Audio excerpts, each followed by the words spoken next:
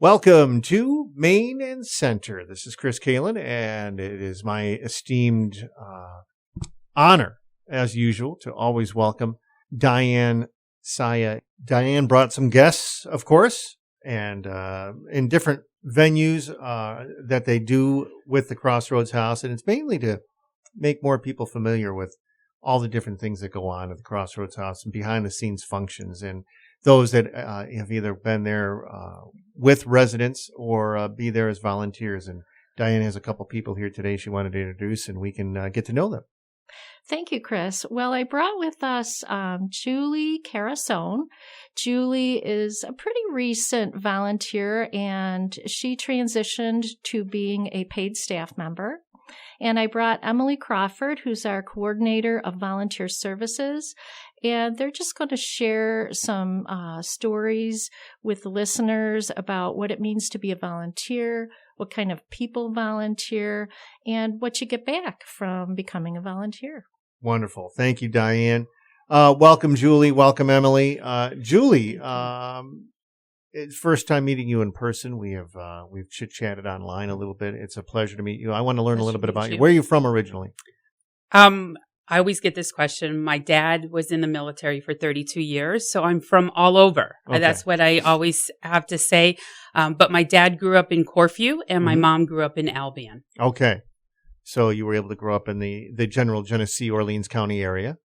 Not really. We didn't grow up in this area. We grew up all over the world, but we always considered Western New York our home. Gotcha. So anytime we came back, we rooted the Buffalo Bills through everything, lifelong Buffalo Bills fans. Good for you. Everything like that. Awesome. So what was it that inspired you or made you consider Western New York to be the place to settle down?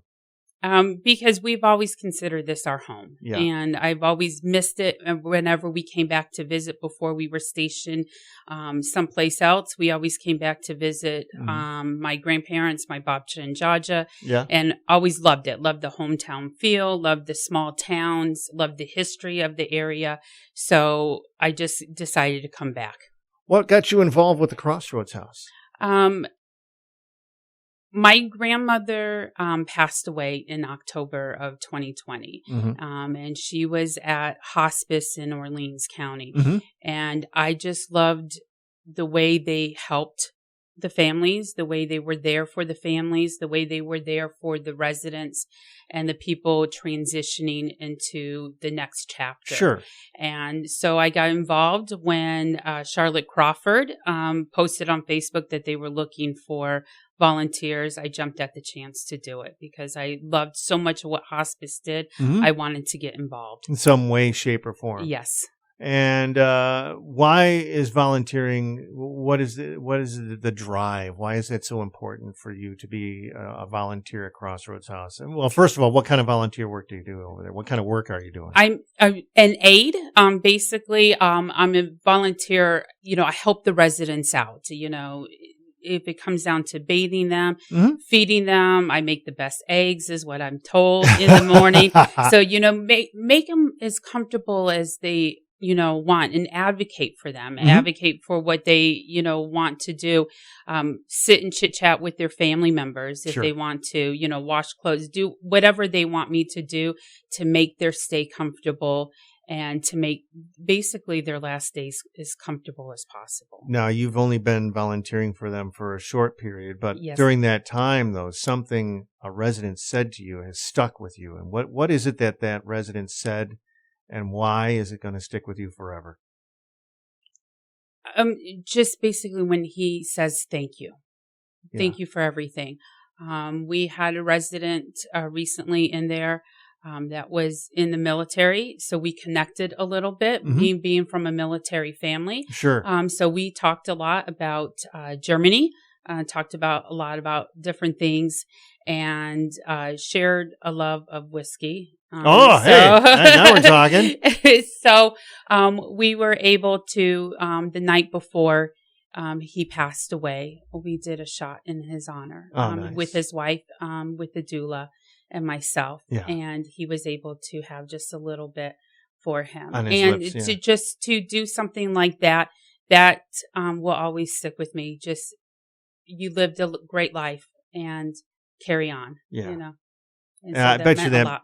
it had to mean a lot to that person as well to share a bit of their lifelong love of spirits Yeah. to share with another military brat, so to speak. Right.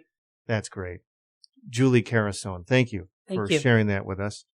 We'd like to welcome Emily Crawford here. Emily, you've been in here before. I've met you once or twice before, and with family too, right? No, I didn't. My mother-in-law and my Mhm. sister-in-law had the opportunity to come and talk That's- with you just the other day, but I wasn't along with them. All right, that's right. You missed out. Yep. We had fun. We had So a I big heard. We had a big party in here. Diane's laughing along with it. We have a good time whenever we try and get together, though. Emily is the coordinator of volunteer services. Yes, I am. Tell me a little bit about yourself, Emily. Where are you from originally? Oh, goodness. So I grew up right on the border of East Pembroke and Batavia. The address is Batavia, but I went to Pembroke Central Mhm. Schools. Okay. And, lived in the same house my whole life. Yeah. Pretty much always from this area. I live out in Wyoming County now, actually. I live in the teeny tiny metropolis of Dale, New York. Dale. We have the tiniest post office in in New York. I think it's the third smallest in the country. I'm not So, familiar with Dale at all. You're through it before you even realized you were there. Now I got to go on a hunt. I got to go looking for it. Okay. Very good. And what is it that made you become a working member at the Crossroads House? Why did you want to get involved? Oh, goodness. So 10 years ago now, my grandfather-in-law actually passed away at Crossroads House. It was the first time I'd ever even been exposed to its existence. It just blew my mind that this little place was there. Mm-hmm. Had no idea, even growing up in the region my whole life, that this was a thing.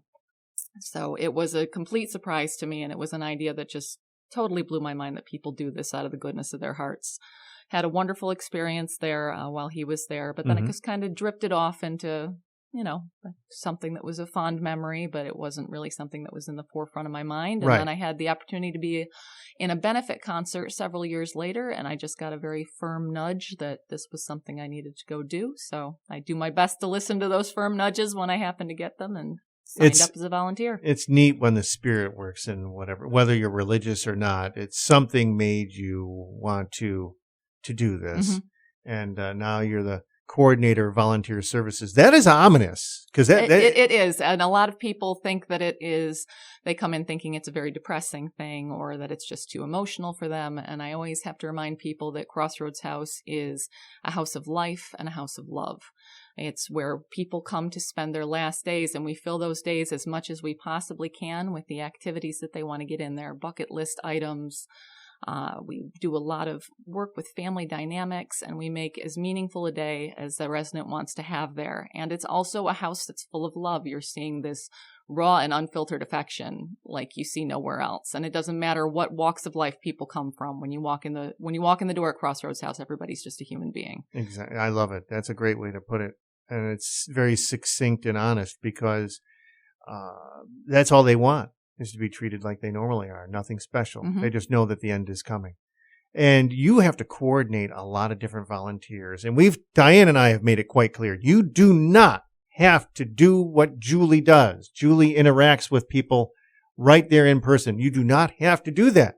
You can sweep, dust, clean, shovel, organize garage sales, do all sorts of stuff, data entry. You don't have to interact if you don't want to, but it's your job to coordinate. You've got over 40, 50, 60 volunteers? Oh, goodness, no. I think we've got about 125, maybe more. And then some of those people, you see maybe once a month or so, but quite a few of them are in on a weekly basis. And you've got to coordinate that all together in a schedule and get that all staffed and covered. Yep. And let's be honest, Emily, you are in need, I would imagine. Always. We are always in need of volunteers. And even though there are so many things to do at Crossroads House, I do always encourage people to at least come in the door and see what they think, because it is not the environment that a lot of people imagine. No, it's not depressing at all. Not in the least. I've walked in there and I almost had to come home with a big batch of cookies. And Diane knows that's my Achilles heel. And I walked in, she wants some cookies. And what am I going to do? Say no? Yep. It's very hard to be on a diet at Crossroads. And Crossroads is expanding. They have that new house. And I'm sure next visit you update us on that as well. Emily Crawford, it's been a delight. Anything else you want to get out there before we wrap it up? We got about a minute or so to go. No, I just if you're feeling How do they reach out? a drive to come and help and see what Crossroads House is all about, the best way to apply to be a volunteer there is on our website at www.crossroadshouse.com. There's a volunteer application button right on the homepage. You can go ahead and fill that out, and that goes straight to me. I'll call you within the next day, and we'll see if we can get you on board. Terrific. Emily Crawford, the coordinator of volunteer services, thank you. Julie Carasone, thank you. Thank you. And Diane Saya, thank you. This segment has been brought to you by the Crossroads House.